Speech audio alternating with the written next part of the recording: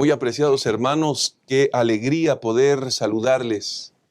Desear que el Señor esté con ustedes y que estén recibiendo bendiciones abundantes del cielo. Estamos en Creciendo en la Palabra y estamos listos para iniciar con la lección número 5 que lleva por título Fe contra todo pronóstico.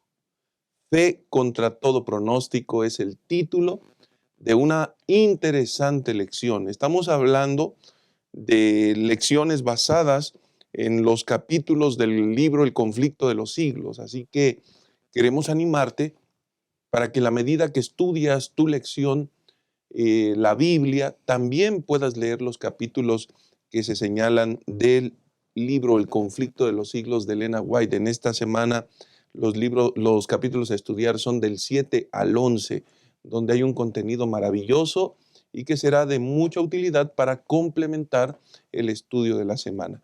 Y por supuesto, esta lección cobra relevancia cuando se hace una reflexión respecto de la calidad y el tipo de personas en el contexto de la Reforma y del presente. Se considera que la gran diferencia es que las personas que estuvieron involucradas en el movimiento de la Reforma tenían un propósito para su vida. Y en la medida que esto se desarrollaba y se afianzaba, realizaron un ministerio extraordinario que tuvo efectos benéficos hasta nuestros días. Sin embargo, quiero resaltar de manera muy importante, estamos seguros que hoy también hay hombres y mujeres cuyo valor, fidelidad, cuya fe está afianzada en el poderoso nombre de Cristo Jesús. Y eso nos lleva a considerar que también esos hombres y mujeres en el presente están haciendo obras incesantes, obras importantísimas en el contexto donde están viviendo y que un día Dios utilizará esa influencia para levantar en alto el nombre de Cristo Jesús. Así que nos alegra mucho que finalmente el estudio de la lección tenga una aplicación oportuna, sensata en nuestros días. Y de esta manera quiero compartir con ustedes los 3 puntos acerca de los cuales estaremos analizando la lección de esta semana. Fe contra todo pronóstico. El primer punto, fundamento de la fe reformadora. El segundo punto es Cristo, la fuente de salvación. Y el tercer punto es crecimiento en Cristo. Estos son los 3 asuntos y nos da muchísimo gusto que en esta ocasión nos acompañe el pastor Jolman Méndez. Pastor, bienvenido sea. Dios te bendiga. Muchas gracias. Para mí es un gusto poder estar con ustedes. Extendemos un saludo a todos los que nos están viendo. Quiero pues señalar que la lección de esta semana, sin lugar a dudas, nos ayuda a recordar el papel fundamental que juega la palabra de Dios en la experiencia espiritual de una persona. Evidentemente vamos a analizar algunos aspectos sobresalientes, viendo la historia de los reformadores y aplicándola a nuestra vida diaria. Así que creo que es una lección maravillosa, muy importante. Quiero aprovechar para saludar a la hermana Mariana Quintero. Ella nos ve desde Seattle, nos ha dejado un saludo. Queremos también saludarle, aprovechar también para saludar a todos los hermanos y hermanas que amablemente nos acompañan, nos ven desde muchos lugares de Estados Unidos. Constantemente nos envían sus saludos, nos están viendo. Así que un saludo para todos ustedes, Dios les bendiga. Y bueno, aprovechamos, si nos están viendo desde algún lugar de Estados Unidos, déjenos por favor ahí su saludo en la caja de comentarios. Esperamos que sea un espacio de bendición. Muchas gracias, pastor, y nos alegra también tener con nosotros al pastor Job Alcázar. Bienvenido, pastor. Gracias, qué gusto podernos encontrar en esta ocasión para recordar cómo personas comunes como ustedes y yo pueden ser utilizados por Dios. Y en el siglo XVI pasó así con estos reformadores y Dios los utilizó grandemente para poder resaltar la palabra de nuestro Dios. Así que va a ser una gran experiencia recordar toda esta historia y cómo podemos conectar en la Biblia lo que ellos hicieron para poder también ustedes y yo realizarlo. Así que disfrutemos, y creo que también es bueno saludar a hermanos de otras partes del mundo que también nos comparten esta oportunidad de estar con ustedes. Por ejemplo, a la hermana Vicky de San Salvador, allá en el país de Salvador. Dios sea contigo, hermana. La hermana Cecilia Victorio también, que es de Tapachula, que Dios sea contigo también. A los hermanos de la iglesia de San Marcos en Guadalajara, que también sea con ustedes el Señor, y que todos, por todos lados donde se encuentra la gente contemplando y escuchando, sea bendición también esta ocasión. Claro que sí, pastor, muchísimas gracias y mandamos un saludo importante a nuestros directores de escuela sabática de cada una de las iglesias y de manera especial en la Asociación Metropolitana. Queremos saludar también a los maestros de las escuelas sabáticas de cada clase, siempre realizando un trabajo especial importante, y este proyecto de Creciendo en la Palabra tiene que ver precisamente con abarcar toda la lección y centrarla en 3 puntos importantes para que sea mucho más accesible poder presentarla y entenderla. Así que nos alegramos por ello. Reciban un gran saludo.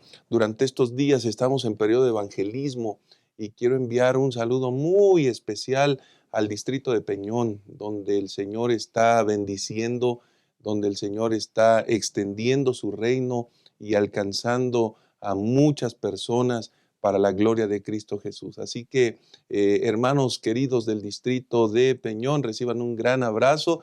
Dios les bendiga y sigan avanzando en el cumplimiento de la misión. Y asimismo, enviamos saludos a todas las iglesias en nuestra asociación metropolitana. Vamos entonces a orar para dar inicio con el repaso de la lección de esta ocasión. Eterno Dios y Padre, te alabamos porque eres bueno. Te suplicamos, oh Señor, que nos acompañes en este estudio. Por favor, dirige todos los asuntos y permite, Padre eterno, que tu Santo Espíritu nos conduzca, impresione en nuestras mentes y nos permita, Señor, cumplir con el propósito de este estudio para bendición de tu iglesia. Por favor, acompáñanos, lo pedimos en el nombre de Jesús. Amén.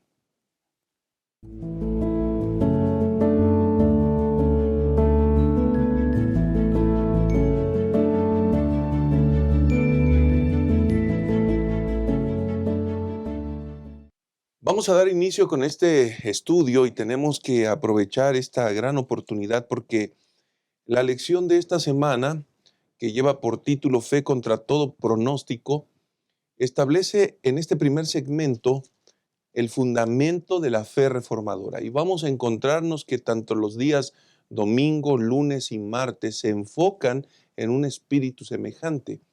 Por eso, Pastor Yolman, quiero señalar este primer párrafo como parte inicial en este estudio en relación a las Escrituras, porque se señala que ellas irradian gozo a nuestro dolor, esperanza a nuestro desaliento, luz a nuestra oscuridad, dan dirección a nuestra confusión, certeza a nuestra perplejidad, fortaleza a nuestra debilidad y sabiduría a nuestra ignorancia. Qué poderoso propósito tiene la santa palabra de Dios. Y es interesante, pastor, porque el conocimiento de la palabra y lo que realiza, la obra que hace en favor de los seres humanos, es justamente la experiencia que los reformadores tuvieron con la palabra del Señor. Claro, la palabra de Dios fue el fundamento de la fe de los reformadores. Y también la palabra de Dios fue la esencia de su enseñanza. En la medida que ellos estudiaban la palabra de Dios, en la medida que ellos iban aprendiendo, iban atesorando la palabra de Dios, su fe se iba fortaleciendo. Así que cuando la fe está fundamentada en la palabra de Dios, es una fe fuerte. Y cuando la enseñanza está fundamentada en la palabra de Dios, es una sana doctrina, es una enseñanza poderosa. Y bueno, cuando leemos, por ejemplo, en el Salmo 119, ahí encontramos algunas expresiones. Por ejemplo, en el versículo 103, cuán dulces son a mi paladar tus palabras, más que la miel a mi boca. O en el 147, donde dice, esperé en tu palabra. En el versículo 162, me regocijo en tu palabra. Es decir, entonces, que mientras estos hombres reformadores estudiaban la palabra de Dios, tomaban tiempo, y hay algo importante que subrayar aquí, y es que no es que ellos tenían una vida devocional liviana, superficial, que de pronto tomaban unos minutos y salían luego corriendo a atender otros asuntos. Ellos tomaban mucho tiempo y tomaron muy en serio el estudio de la palabra de Dios. Solamente esa era la manera en que podían ellos resistir tantos ataques, tantos aspectos difíciles que enfrentaron. Me llama la atención, por ejemplo, unas palabras de Wycliffe que están señaladas en Elena de White lo cita en El conflicto de los siglos, en la página 97, en medio del juicio. Por ejemplo, él dice lo siguiente: ¿contra quién piensan que están contendiendo? ¿Contra un anciano que ya está al borde del sepulcro? Y él le responde, no, ustedes están contendiendo contra la verdad que es más fuerte que ustedes y que los vencerá. Evidentemente, esas palabras de Wycliffe se cumplieron, porque a la larga la verdad sobresalió en ese periodo de oscuridad. Es decir, esos hombres tenían en su mente claro que el único fundamento de su fe, de su enseñanza, era solo la palabra de Dios. Y esto evidentemente trasciende de manera impresionante, porque el mensaje que se encuentra en la palabra va más allá de una generación, Pastor Jolman, y eso es justamente lo que se trata de enfatizar, Pastor Job, porque los hombres del periodo de la Reforma fueron movidos, tuvieron la convicción, entendieron el propósito de la palabra de Dios, Pastor. Sí, yo creo que no tenemos que olvidar lo que estaba pasando en el siglo XVI, XV y anteriormente, donde la Biblia no estaba presente en las manos de las personas. Tal vez en esta perspectiva nuestra hoy en día podemos tener la Biblia aquí en nuestras manos y no enfocamos claramente lo que ellos realmente hicieron, porque la Biblia no estaba al alcance del ser humano, y ellos realmente convierten o hacen una revolución, por así decirlo, son reformadores, al traer ese ánimo de querer que la Biblia llegue a toda la gente. Y yo creo que aquí hay que resaltar dos cosas, y las quiero centrar en lo que dice la lección de escuela sabática en 2 de Corintios 4, porque ellos seguramente también leyeron a Pablo y comprendieron lo que Pablo hablaba acerca de la Biblia y acerca también de la actitud que deben tener respecto a sí mismos, porque ellos también reconocen que no es su gloria de ellos, es más bien para glorificar a Dios. No es por su capacidad que ellos tienen, sino más bien porque Dios los utiliza, y cuando Dios los utiliza, entonces son realmente poderosos. Solo escritura y solo gloria a Dios es lo que podemos encontrar en este primer pensamiento, y creo que Corintios lo dice. 2 de Corintios capítulo 4 dice el versículo 1, Pablo, por lo cual teniendo nosotros este misterio según la misericordia que hemos recibido, no desmayamos, antes bien renunciamos a lo oculto y vergonzoso, no andando con astucia ni adulterando la palabra de Dios, sino por la manifestación de la verdad. Vean cómo resalta Pablo esto, lo que mencionó el pastor Jorman en un enfoque diferente. Hay que resaltar la verdad, la Biblia. La gente que les atacó a ellos no eran contra ellos, sino era contra la palabra de Dios. Y Pablo lo refiere aquí muy claramente, ¿no? Recomendándonos a toda conciencia humana delante de Dios. Y el otro elemento que encontramos en ese sentido es que también ellos reconocen que procede todo o es porque Dios lo dio a ellos. El versículo 6 lo dice, 4:6 de 2 Corintios, porque Dios, que mandó que de las tinieblas resplandeciese la luz, es el que resplandeció en nuestros corazones para iluminación del conocimiento de la gloria de Dios en la faz de Jesucristo. Estos hombres del siglo XVI comprendieron estos elementos muy bien, se empaparon, se llenaron de su palabra, la palabra de Dios, y entonces eso fue, creo que el Espíritu Santo les impulsó a poder hacer todo lo que realizaron de manera maravillosa. Y Pastor Yolman, en realidad no solamente se concibe un espíritu de reavivamiento, de impresionar el corazón, sino más bien el poder de la Biblia lleva a la acción. Y vamos a Correcto, encontrar sí. como la obra de, por ejemplo, de Wycliffe, quien es movilizado, y hay una gran obra en él, pastor. Ujú. Claro, pues evidentemente, y bueno, la semana pasada estuvimos hablando justamente un poco más de Wycliffe, cómo Dios lo llevó a traducir la Biblia al inglés. Hizo una obra maravillosa y generó allí una influencia. Entonces, el poder de la palabra que comenzó a trabajar en la vida de esos hombres, no solamente los impulsó a vivir una vida espiritual, consagrada a Dios, sino que les impulsó ahora a compartir. Ellos no podían quedarse con esa verdad en su corazón, guardada, atesorada solamente para ellos, sino que ahora su celo fue esta verdad salvadora, esta verdad que trae esperanza, que trae salvación, tiene que ser entendida por todos. Pero ¿cómo? Si en esa época la Biblia estaba en un idioma que era desconocido para las masas. Así que ahora llegamos ahí a los 1500, cuando ahora William Tyndale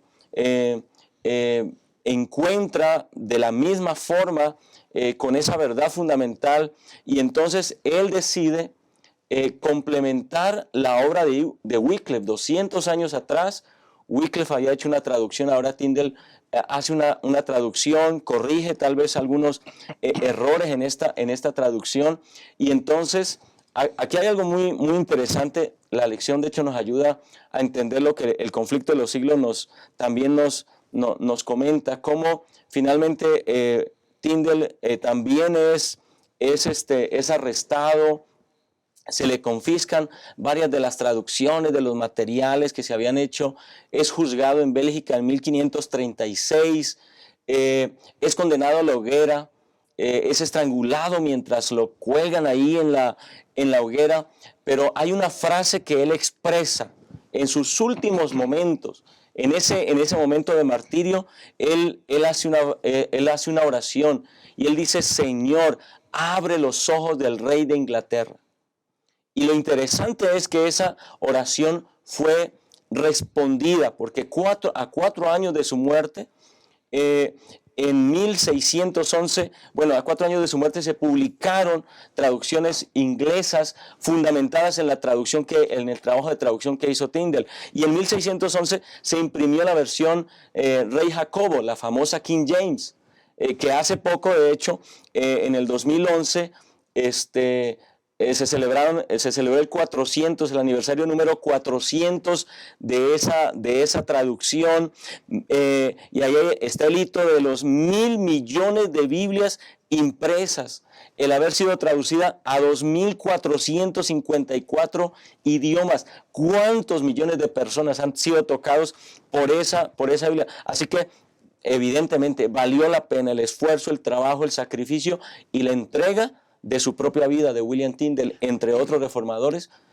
porque el resultado es que esa verdad que estaba en manos de pocos, porque eran los que tenían el conocimiento de los idiomas, fue llevada a mucha gente y mucha gente conoció la verdad. Y eso generó, Pastor Yolman, que muchos más se contagiaran en esa época a compartir el Evangelio. De hecho, la Biblia encontramos en Hechos 12:24, en el pensamiento, cuando hubo una circunstancia también de ello, dice: pero la palabra del Señor crecía y se multiplicaba. Y creo que es lo mismo que pasó en el siglo XVI. Porque así como mencionaste que este personaje Tyndall, también hay otros más que se agregaron también ahí, inclusive gente que no se unió, eran gente directamente de la Reforma. Por ejemplo, también Erasmo de Rotterdam, que no estaba totalmente integrado, participó de la traducción. Y me llama la atención que eso provocó que otros en su país tomaran en cuenta estas referencias de traducción para entonces empezar a hacerlo también en su idioma. Martín Lutero en Alemania, Pierre Robert en Francia, Casero de Reina en español, ¿verdad? La famosa Casidro de Reina. Que conocemos también nosotros, ¿verdad? En ese sentido, la Biblia de Kriting en Checoslovaquia, es decir, todos están en la misma época, 1534, 1563, 1569, Jonas Brukelnans en Lituania, Yuri Dulmatin en Eslovaquia, así que encontramos prácticamente todos esos personajes motivados, influenciados, pastores, ¿no, Pastor Yolman? Por este ánimo que Dios les puso en su corazón a ellos de traducir la Biblia en todos los idiomas, y fue prácticamente en este siglo. Y esto es muy valioso porque además de esas obras a las que son movidos, ¿cómo interpretar y cómo emplear esa verdad que ahora mismo están conociendo, que están siendo movidos a defender, a vivir, a impresionar? Necesariamente, Pastor Yolman, se requiere de una obra divina y es Claro. indudable que se requiere la presencia y la obra del Espíritu Santo para que esa verdad pueda ser utilizada efectivamente, sea eficiente además y pueda proyectar el rumbo que Dios determina al respecto. Evidentemente es la obra del Espíritu Santo como hizo, por eso el apóstol Pedro dice, ¿no? Ninguna profecía es de interpretación privada, es decir, no le corresponde al ser humano, porque cuando el hombre comienza a sacar sus propias conclusiones, entonces se desvía la verdad. Evidentemente, en esa época del oscurantismo, eso era lo que había pasado. Un grupo de hombres poderosos de ciertas élites se habían apoderado, las Biblias, las originales los tenían escondidos y ellos se habían apropiado. Ellos decían, nosotros somos los únicos que podemos interpretar y enseñar a la gente. Contradijeron el principio fundamental de la Escritura. Pero cuando el Espíritu Santo hace esta obra en la mente de estos hombres, en la mente de Wycliffe, de Jerónimo, de Tyndale, de todos ellos, pues evidentemente la influencia del Espíritu Santo permite que haya una comprensión real de la verdad salvadora en Cristo Jesús. Bueno, encontramos allí las referencias que están en la lección de escuela sabática, por ejemplo, de Juan 14, 25 y 26, que el Señor Jesús le dice a los discípulos, el Espíritu Santo, Él os enseñará, Él os recordará lo que habéis de decir. En el capítulo 16 Jesús dice, cuando venga el Espíritu Santo, Él os guiará a toda verdad. El apóstol Pedro, reitero ahí en capítulo 1, versículo 20-21, ninguna profecía es de interpretación privada. Evidentemente es el Espíritu Santo el que estuvo trabajando en la mente, en el corazón de aquellos hombres. Un ejemplo de estos personajes que mencionas, pastor, es Martín Lutero, que esta semana se estudia. De ahí encontramos en el estudio cómo él estaba hojeando la Biblia, ¿verdad? Y que entonces dice que el Espíritu Santo le impresionó para poder comprender que la gracia es lo que puede darnos salvación. Y es muy claro lo que tú has referido para comprender que es el Espíritu Santo que actúa en su vida para poder comprender esto. Y hay un versículo también que se menciona ahí en la lección que es importante resaltar en este momento, en la segunda epístola de San Pedro, el capítulo 1, el versículo 21, que dice, porque nunca la profecía fue traída por voluntad humana, sino que los santos hombres de Dios hablaron siendo inspirados por el Espíritu Santo. Y el verso anterior, entendiendo primero esto, que ninguna profecía de la Escritura es de interpretación privada. Así que bajo esta perspectiva creo que podemos comprender la importancia y la influencia del Espíritu Santo en esos momentos, y que también, mis hermanos pastores, debería estar influyendo en nuestras vidas hoy en día para poder escudriñar también la palabra y entonces poder comprender de ella y del amor de Dios. Hay un problema que tal vez no deberíamos pasar por alto en la actualidad, Si bien es cierto, ya se mencionó, en el pasado no se tenía el acceso a la Biblia. Y seguramente cuando viene la revolución de tener la oportunidad, fragmentos o traducciones, genera un despertar, genera un interés Exacto. por tener. Ujú. Pero hoy el acceso a la Biblia es generalizado. Las traducciones están en cientos de países, o sea, no hay una restricción como tal, aunque pudiera existir todavía en algunos casos. Pero, ¿cuál es la obra que el enemigo está haciendo hoy en día tratando de desvirtuar el poder, la efectividad, la contundencia y la trascendencia que implica la obra de la palabra de Dios, pastor? Bueno, ese es un peligro que nosotros enfrentamos en la actualidad. Pues ya que Satanás fracasó en ese intento, porque todos los esfuerzos que ocurrieron en la Edad Media de destruir los ejemplares, porque no solamente tomaban a esos hombres que estuvieron traduciendo la escritura, los tildaban de herejes, los quemaban en plazas públicas, todos los ejemplares que encontraban de esas traducciones las llevaban a esas plazas públicas, las quemaban, hacían hogueras con ellas. El intento de Satanás evidentemente era que la verdad bíblica no llegara a las personas, pero fracasó por completo. Luego que se formó las sociedades bíblicas, pues ya la Biblia ahora está en cada hogar. ¿Cuál es entonces? ¿Qué es lo que está intentando Satanás aquí? Bueno, ya tenemos una Biblia en la mano, ahora lo que quiere hacer él es despojar a la Biblia de su carácter sobrenatural, es quitarle a la Biblia esa cualidad espiritual. De tal manera que inclusive hoy, para muchos, la Biblia no es más que tal vez un libro histórico para referencias, una buena lectura. Muchos hablan de que el contenido de la Biblia, pues que hay muchas cosas en la Biblia que no son reales, que no ocurrieron, despojan a personajes de la Biblia, el mismo Jesús, a David, a Moisés, a esos grandes personajes, los despojan de su carácter histórico y los convierten en meras historias fantasiosas, como si fuera una especie de parábola contada por alguien, cuando no es cierto. Entonces, allí el asunto y el peligro está en que nosotros no tomemos la Biblia en serio y no le demos el poder que la Biblia tiene. Cuando una persona encuentra en la Biblia realmente esa fuente para su experiencia espiritual, esa persona es completamente transformada. No hay un libro cuyo contenido haya transformado tanto la vida de tantas personas como lo es las Sagradas Escrituras. Y gracias al Señor porque esa claridad para seguir transformando es una obra del Espíritu Santo. Exactamente. Cuando la Biblia es abierta y es colocada en el centro de las operaciones del ser humano, siempre habrá una dirección divina, habrá sabiduría y habrá grandes ganancias para el reino de Cristo. Vamos a hacer una pausa y vamos a volver con la segunda parte de esta interesante lección. Amar es un verbo para vivir y compartir. Juan decía que el que no ama no conoce a Dios, porque Dios es amor. Muestra que el amor es real en ti. Entonces anda cada día con Jesús, para mirar a los otros con los ojos del Padre. Deja que el amor de Dios motive tus pensamientos hacia los demás y tus acciones por ellos. Mira con simpatía, sin hacer ningún tipo de discriminación. Y di solamente cosas buenas sobre los hermanos. Amar. Continuamos con la segunda parte, el segundo segmento que lleva por título Cristo, la fuente de salvación.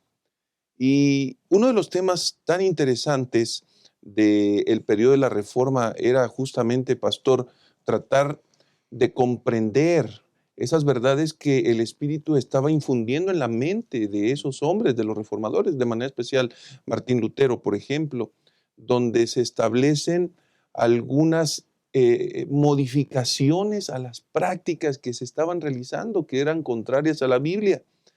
Y uno de los asuntos es que, y quiero leer para beneficio de todos, Efesios 2, 8 y 9, que dice de la siguiente manera: porque por gracia sois salvos por medio de la fe, y esto no de vosotros, pues es don de Dios, no por obras, para que nadie se gloríe. Y esta declaración cobró de manera genuina un despertar en el corazón de esos reformadores, porque había malas comprensiones. Por ejemplo, hemos mencionado que uno de los aspectos era fijarse en el propio ser humano, pero cuando el ser humano se fija en sí mismo, se va a dar cuenta de su condición y antes que generar un despertar o un crecimiento, se va a desanimar y en realidad no va a haber ningún progreso. Pero cuando Exacto. se centra la vista en Cristo, hay un cambio, hay un movimiento, hay una acción, hay una restauración, hay una transformación. Y uno de los asuntos importantes que se pudieron aprender precisamente que la salvación no se centraba en el ser humano ni en sus obras, sino en la obra de Cristo Jesús, pastor. Claro, pues justamente creo que esa fue una obra importantísima de estos reformadores, por ejemplo, como Martín Lutero. Pues una época en la cual las escrituras, su interpretación, estaban firmemente en las manos del ministerio eclesiástico. Ellos decidieron o pensaron que la Biblia era demasiado divina y santa como para estar o para ser interpretada por la gente común. Así que el magisterio eclesiástico toma la batuta para interpretar la Biblia. Ocultaron las sagradas escrituras de las personas que para ellos no tendrían la capacidad de entender estas verdades. Y entonces lo que hicieron fue abrir un nuevo camino de salvación, que es el camino, la salvación por obras. En esa enseñanza, entonces, llevaron a la gente a buscar la aceptación de la salvación a través de la iglesia. Es decir, el camino de la salvación era a través de la iglesia y de lo que ella le decía a las personas que hicieran, ¿no? Las famosas indulgencias, las penitencias para el perdón de los pecados. Entonces, cuando Lutero viene, cuando entiende textos como el que acaba de leer, pastor, Efesios 2, 2:9, ¿no? O desde el 8 y el 9, por gracia sois salvos. ¿Cómo por gracia sois salvos?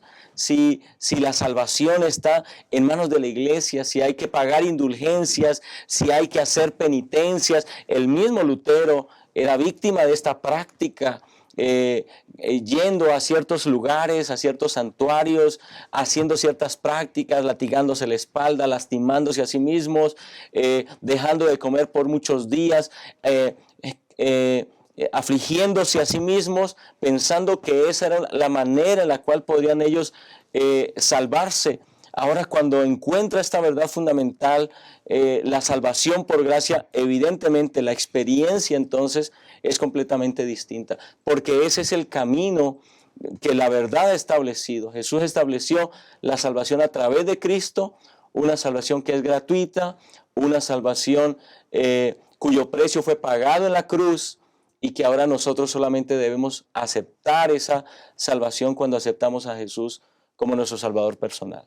La historia dice que Martín Lutero iba a Roma como buen estudiante de la Biblia y líder religioso y se sorprendió cuando vio las indulgencias que mencionamos, ¿no? Es decir, el Espíritu Santo fue impresionándole de manera gradual al escudriñar la palabra de Dios. Lo que tenemos que comprender, pastores y hermanos, es que solamente la única forma en la cual podremos ser impresionados por el Espíritu Santo es leyendo la Biblia, como Martín Lutero lo hizo. Por eso Martín Lutero llegó a esa conclusión guiado por el Espíritu Santo. O cuando subió aquellas escaleras de aquella iglesia, ¿verdad? Y que él recordó esa frase, ¿verdad? Que ya está mencionada ahí. Y Efesios 2:8 nos resume tres cosas, que es solo por gracia, solo por fe y solo Cristo. Y esos tres elementos los comprendió Martín Lutero. Y Salmo 49, para agregar este elemento de lo que Lutero también comprendió, el versículo 8 dice, porque la redención de su vida es de gran precio y no se logrará jamás. También comprendió Lutero que nosotros los seres humanos no podemos por nosotros mismos pagar. Y quien lo hace o quien toma el lugar para que esto suceda es Cristo. Y Romanos, el capítulo 8, encontramos aquí en el versículo 32, el que no escatimó ni a su propio Hijo, sino que lo entregó por todos nosotros, ¿cómo no nos dará también con Él todas las cosas? Todos estos versículos seguramente los leyó Martín Lutero, además de Efesios. Y dice el estudio de esta semana que él se abrumó al comprender esto y comprender el amor de Dios y cómo la salvación se puede obtener. Y creo que tenemos que resaltar cómo fue Dios que le guió a él para llegar a esas conclusiones y reafirmar su fe en Jesús. Y creo que hoy en día también tenemos que permitir que el Espíritu Santo nos guíe, pero también debemos dedicar tiempo a escudriñar la Biblia, como lo hizo Martín Lutero, para que nos conduzca en su plan y en su voluntad. Definitivo, esto es tan importante como una comprensión de la palabra de Dios puede desvirtuar, ¿no? Cuando el ser humano sesga, cuando integra pensamientos, se apropia de una verdad. Pero volvemos al mismo error, pastores, tratar de entender el significado de la palabra del Señor de acuerdo a nuestra perspectiva, ¿no? Y ese fue uno de los errores muy grandes. Y en la obra de Martín Lutero, como reformador, tal vez el mayor asunto que descubre es que solo Cristo era la fuente de salvación. Exacto. Y que no se necesitaba nada más. Y por eso Martín Lutero queda abrumado al leer semejante acto de bondad. En realidad, el concepto equivocado es, para la salvación no se necesita una obra humana y una obra divina. La salvación ya está completamente dada. Entonces, esto es maravilloso, pastor, porque el plan de salvación se centra en la obra de Cristo Jesús. Evidentemente, cuando hay una comprensión, y a mí me parece que hoy, en nuestros días, nuestra iglesia, necesitamos tener también claridad en esto, porque es posible que digamos, bueno, allá hubo esa luz, pero y la gente necesitaba tener esa verdad. O sea, imaginamos a esas personas buscando indulgencias, comprando indulgencias. Imaginamos a muchas personas esclavizadas de esa tradición. Cuando descubren esta verdad, cuando esos rayos de luz llegan a su vida, evidentemente su experiencia espiritual cambia de ser oscura, lóbrega, porque vean a un Dios castigador, a un Dios que hay que comprar, que hay que buscar el favor. Y entonces ahora se dan cuenta que no es así, que es Dios el que nos busca, que es Dios el que busca y procura nuestra salvación. El apóstol Pablo lo expresó en Romanos 5:8, que dice, pero Dios muestra su amor para con nosotros en que siendo aún pecadores, Cristo murió por nosotros. ¿Quién toma la iniciativa en este plan de salvación? ¿Quién es el que dispone de la salvación? Es Dios.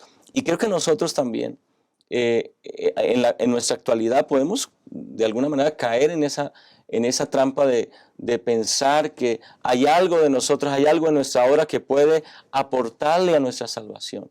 Cuando es Cristo, su obra, no solamente en la cruz, sino su obra mediadora en la actualidad, la que nos salva completamente. Ahora nosotros necesitamos es aceptar esa obra que no solamente nos salva, sino que también nos transforma, que no nos salva en nuestro pecado, sino de nuestro pecado y transforma nuestro corazón.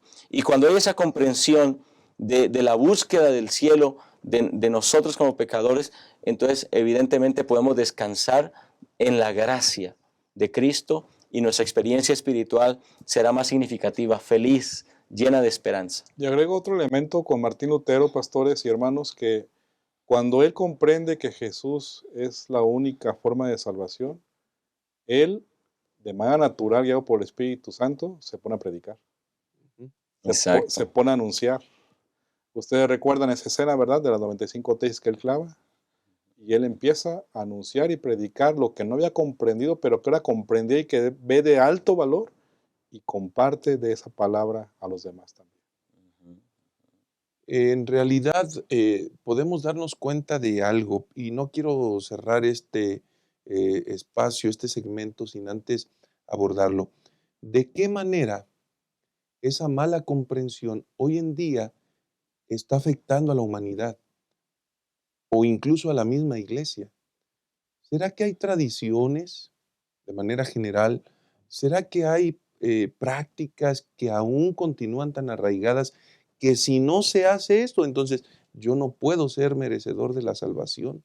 ¿Encuentran algo o pueden ubicar alguna, tal vez en la experiencia, que nos pueda identificar escenarios propios que se viven en la actualidad?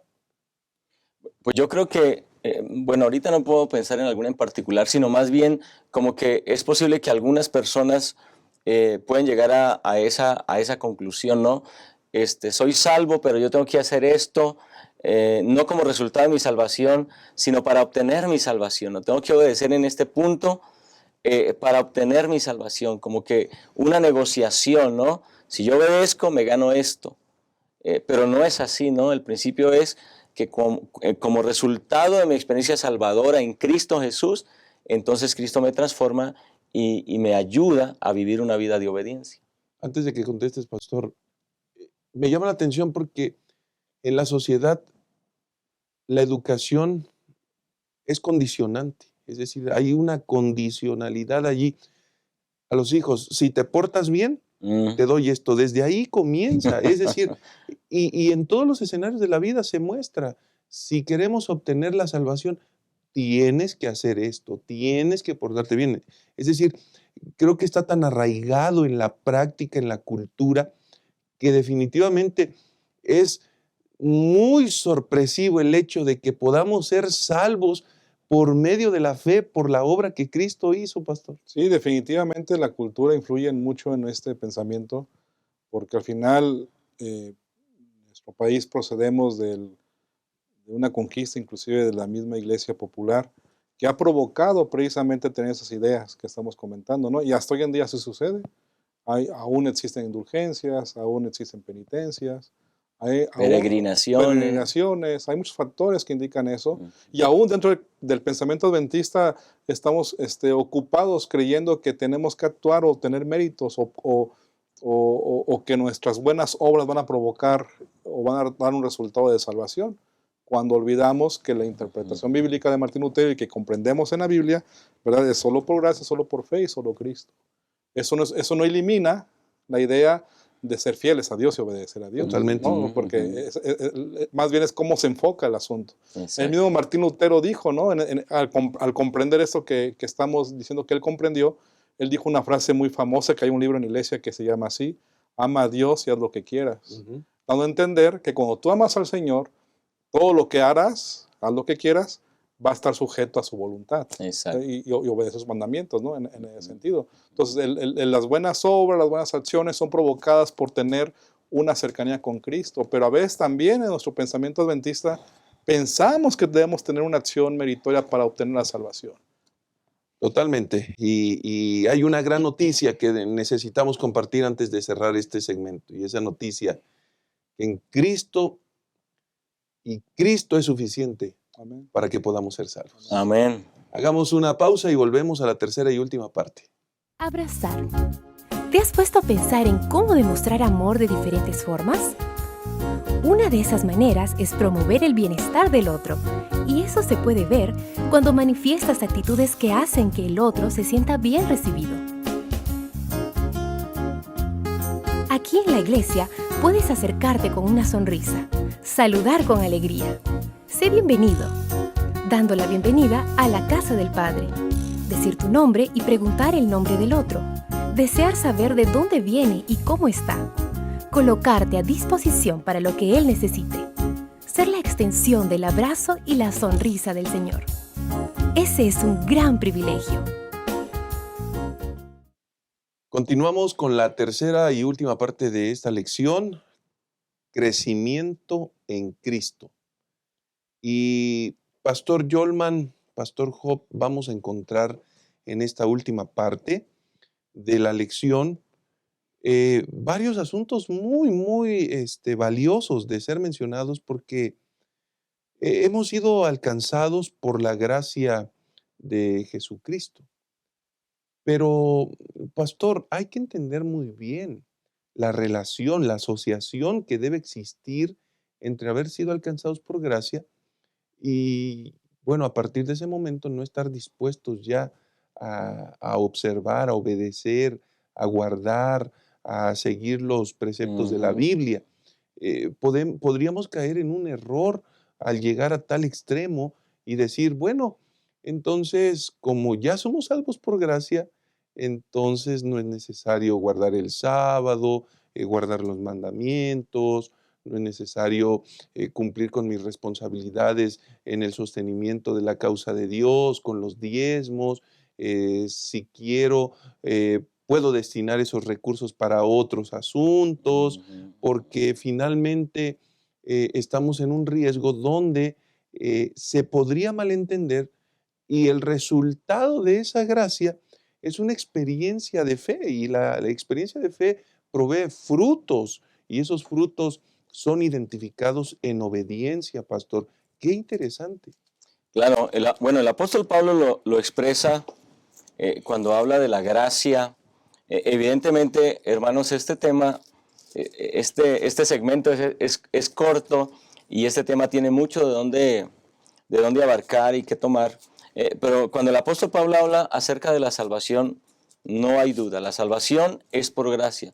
¿Qué lugar ocupa entonces la ley? ¿Qué lugar ocupa entonces la obediencia? El apóstol Pablo en Romanos 6, por ejemplo, entre muchos otros, el versículo 15, él dice que pues, pregunta, ¿pecaremos porque no estamos bajo la ley sino bajo la gracia? Y él responde, de ninguna manera. Entonces, aquí hay una conclusión contundente. El hecho de que seamos salvos por gracia, por la obra que Cristo Jesús realizó en la cruz por nosotros, no nos exime de la obediencia. Entonces, la gracia, por eso es una gracia salvadora. El efecto que hace la gracia salvadora en el corazón de una persona es un efecto transformador. Lo que significa entonces que la gracia tiene el poder de salvarme, tiene el poder de transformar mi corazón.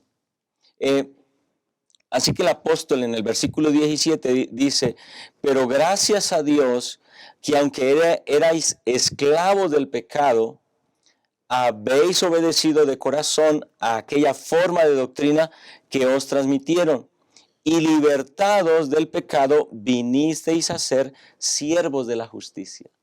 Así que no está diciendo otra cosa el apóstol Pablo, sino que el poder de la gracia en el corazón de una persona permite que esa persona, por amor al Señor, y Jesús lo dijo, si me amáis, guardaréis mis mandamientos, esa gracia transformadora nos permite vivir vidas obedientes a Él, vidas sujetas a su voluntad, a sus mandamientos y a las enseñanzas de su santa palabra.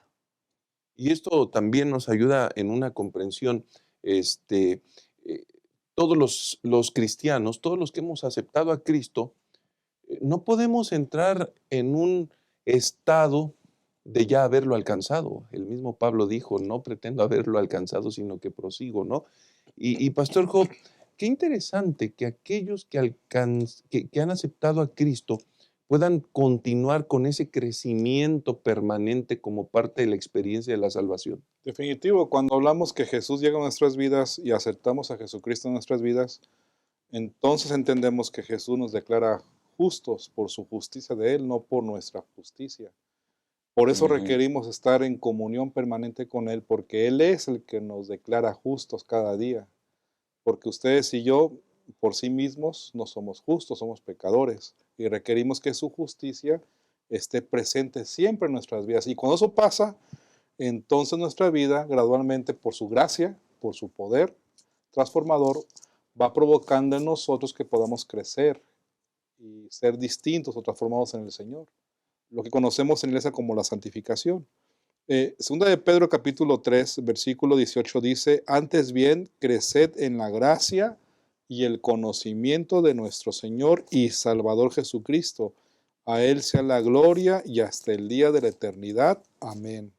Y Colosenses 1:10, entre otros más versículos que podemos leer para dedicar a hablar de esto, dice, para que andéis como es digno del Señor, agradándole en todo, llevando fruto en toda buena obra y creciendo en el conocimiento de Dios. Así que aquí encontramos dos elementos de crecimiento en la gracia.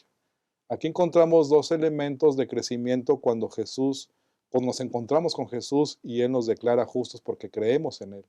Encontramos que crecemos en su palabra, en el conocimiento de su palabra, pero también crecemos en la obediencia a Él porque Él nos está transformando. Y aquí creo que tenemos que tener una línea muy clara de lo que implica o la unidad que hay entre fidelidad, obediencia y la gracia del Señor. Van de la mano, no podemos separarlo. Lamentablemente, como seres humanos podemos llegar a cometer los dos extremos por error.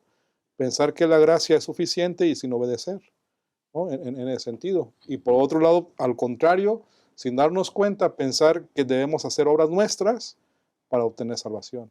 Entonces, ni una ni otra es correcta, sino más bien es Jesús el que provoca en la vida de un ser humano cuando tiene comunión con Él permanente y cree en Él permanentemente y cada día permite que Jesús, su justicia de Él esté cubriendo a la persona, va a provocar un cambio de obediencia en el ser humano. Así que es maravilloso comprender cuando estamos en Jesús, podemos crecer en su gracia.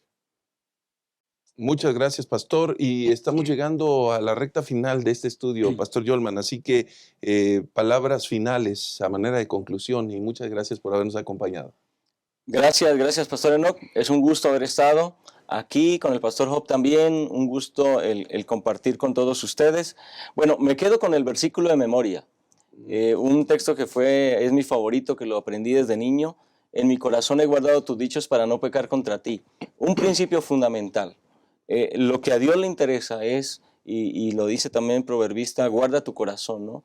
Lo que a Dios le interesa justamente es que nuestro corazón podamos tener un relacionamiento cercano con nuestro Salvador Cristo Jesús. Y cuando el fundamento de nuestra experiencia espiritual es una relación con Cristo Jesús, entonces tendremos realmente esa experiencia de salvación. Cuando queremos tomar otro camino, entonces es cuando podemos equivocarnos.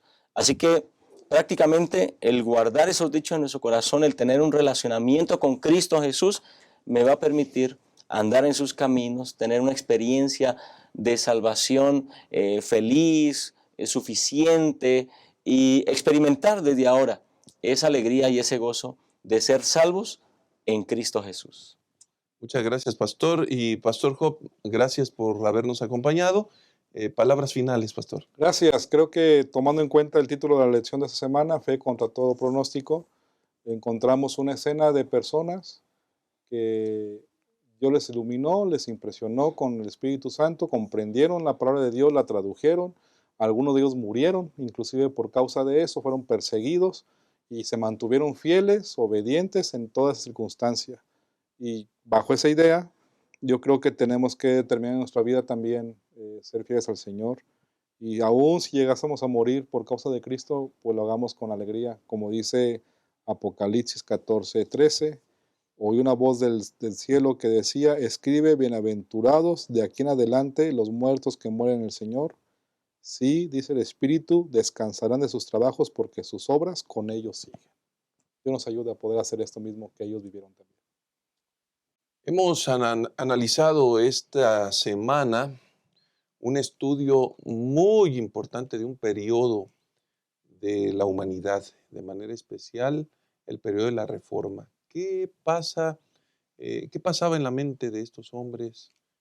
¿Cuál fue su experiencia?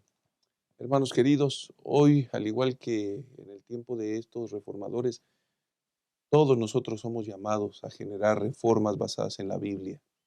Y que sea el Espíritu del Señor quien afirme los pasos que tenemos que dar, de tal manera que estemos preparados para la venida de Cristo Jesús. Cuando Él vuelva, encuentre a una generación que basó su confianza total en Cristo, en su palabra, y que fueron movidos de forma extraordinaria, cumpliendo la misión y haciendo la voluntad de Cristo en obediencia para su honra y su gloria. Que Dios sea con nosotros. Gracias por habernos acompañado. Nos encontramos en la siguiente ocasión.